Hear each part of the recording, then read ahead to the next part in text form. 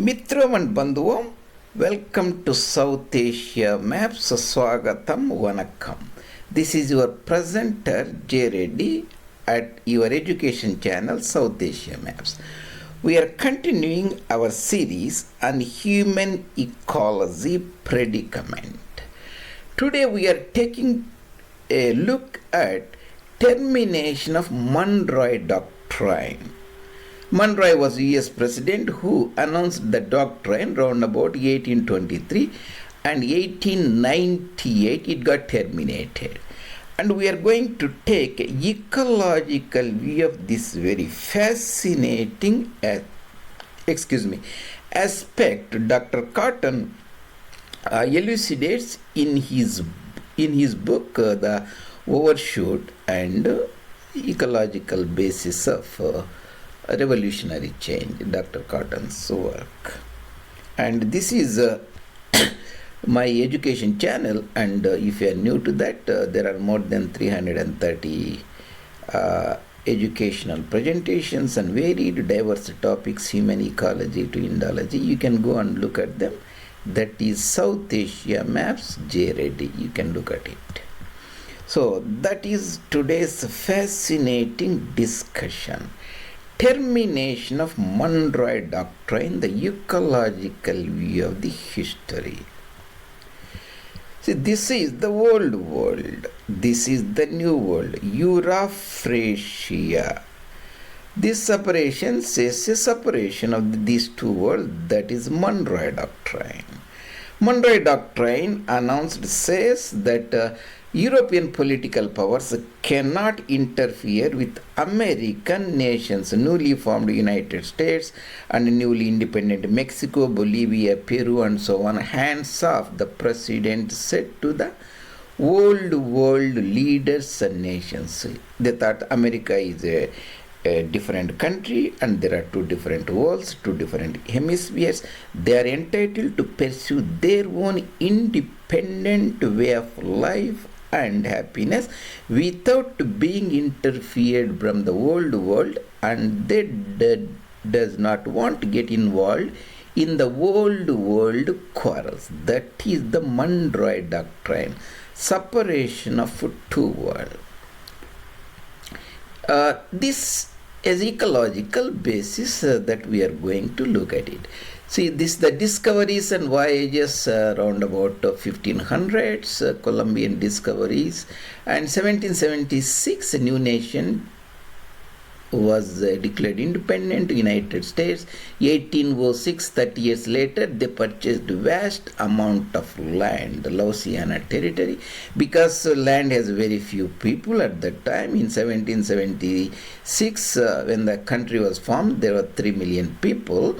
And Louisiana Purchase added a tremendous amount of territory to the American soil. So they enjoyed carrying capacity, surplus, the unlimited, unsettled western frontier. A age of exuberance means plenty of opportunity for affluence, economic growth. So, after the rest of the Latin American countries fought against the Spanish masters of Europe and became independent, and this doctrine by James Monroe declared 1823 separation of continent. Old world quarrels, the president said, the old world, he doesn't want to get involved, the new world. Two separate worlds, two separate identities, two separate independent developments. Years of exuberance, period of affluence, that is round about 1500 after the discovery of the new world by Europeans to we can say end of the World War, or you can still extend to around about 2000 years. That is the age of exuberance. So as the more and more people came and got the new land, they filled the land, they took over the land from the flora and fauna that they can eliminate very easily, the competitors, the bisons, the prairie grasses and virgin lands. They built the railway lines, later continental railways, and they built the cities, they industrialized the nation, the coal discoveries and so on. So the land got crowded and crowded after taking over. So that is called drawing down the temporarily available resources, coal. So it undermined the American way of life, American dream. So slowly it's got eroding the ecological basis of the original the America of land of opportunities, because the carrying capacity started diminishing. Like any other dominant species, the biotic species, like other biotic communities, they modified their environment, they built the cities and eliminated the lot of habitat. These changed conditions, changed ecological symptoms. It represents an era that a symptoms of succession. This is the ecological cause of this unwelcome change. At that time, the political leadership were not aware.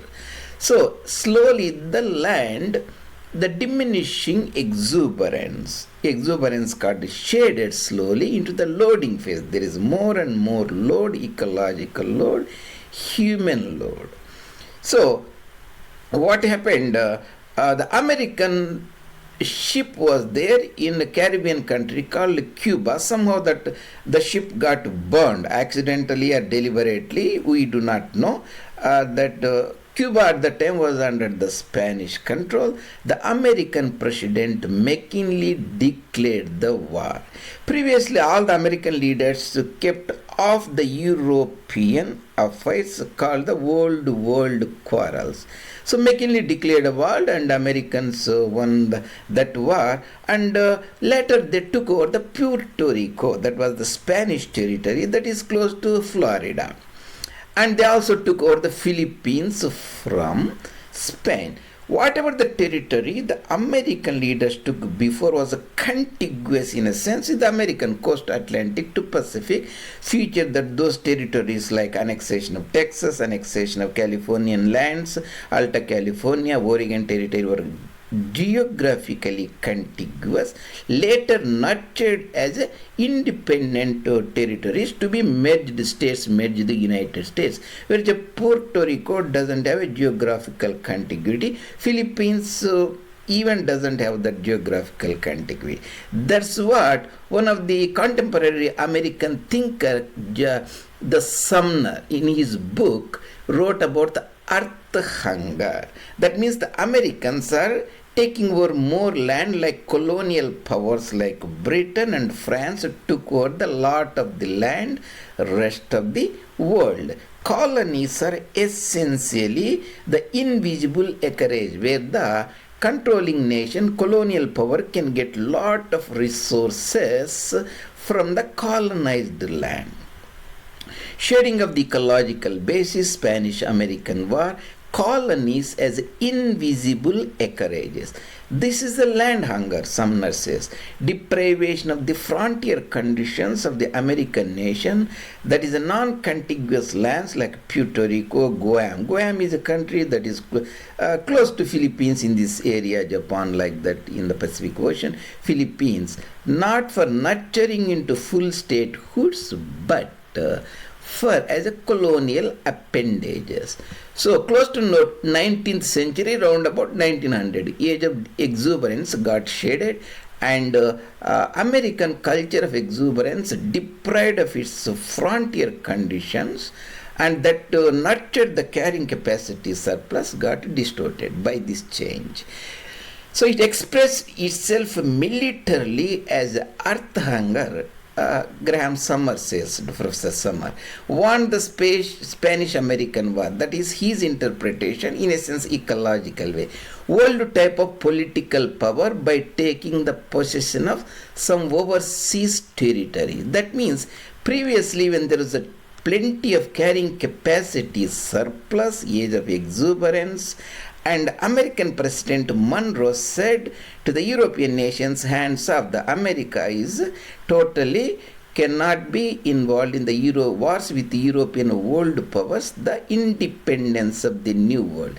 Whereas during the Spanish-American Wars, President McKinley, that means almost 75 years later, if the Monroe Doctrine is around about 1823, so that means you make it 1825, 1900 you make it Spanish-American War. 75 years later, that concept was totally reversed.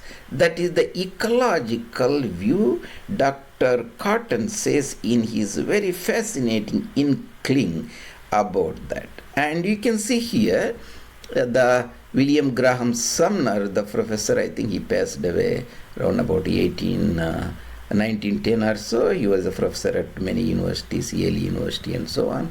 He wrote this fascinating book called Earth, Hunger and Other Years, later published in his William Graham Sumner after his death. And you can see the Monroe Doctrine, the 1823, the President Monroe here. That means the two independent world, new world, the new world, the American nation want to carry its own life independent of the world European quarrels, what they call European quarrels, hands of America. This is the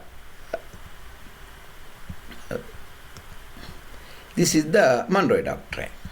And you can see that later in the Spanish-American Wars, this is the Cuba where the American ship, the Maine, got accidentally damaged or by deliberately, so the Americans declared war on that.